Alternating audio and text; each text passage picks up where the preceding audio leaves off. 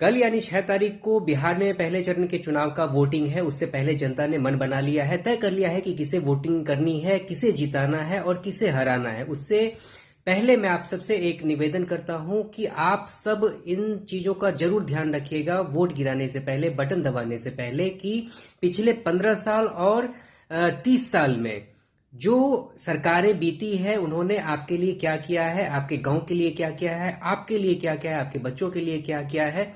इन चीजों को थोड़ा सा गणना कीजिएगा और उसके बाद ही आप बटन दबाइएगा। आपको जो भी खरीदने की कोशिश करे, पैसा दे आप ले लेना, आपको कुछ और सामान दे आप ले लेना, लेकिन वोट मत बेचना। आप बटन वही दबाना जहां आप दबाना चाहते हो, यानी कि जिसका आपने गणना करने के बाद तय किया है कि आपके हित के लिए कौन है।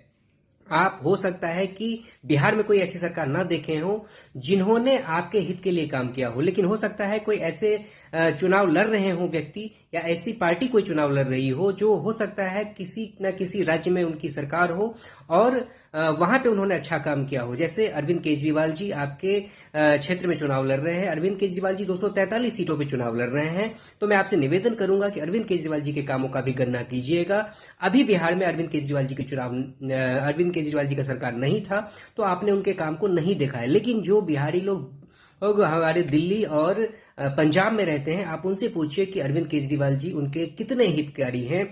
और बिजली पानी सुविधा दे करके और महिलाओं का फ्री यात्रा दे करके और बुजुर्गों के तीर्थ यात्रा को दे करके जो उन्होंने गरीब के लिए जितना कल्याणकारी नीति बनाए थे, जो हितकारी नीति बनाए थे, जिसका लाभ उन्होंने उठाया होगा, तो आप उनसे एक बार पूछ लीजिएगा कि अरविंद केजरीवाल जी कितने हितकारी हैं।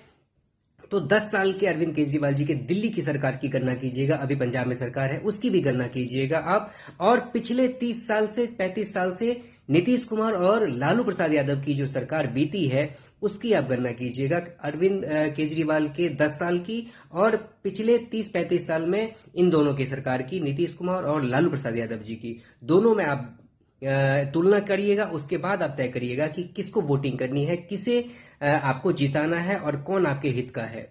तो मैं एक बार फिर से आपसे निवेदन करूंगा कि वोट दबाने से पहले आप एक बार सबका गणना कर लीजिए और उसके बाद ही बटन दबाइए।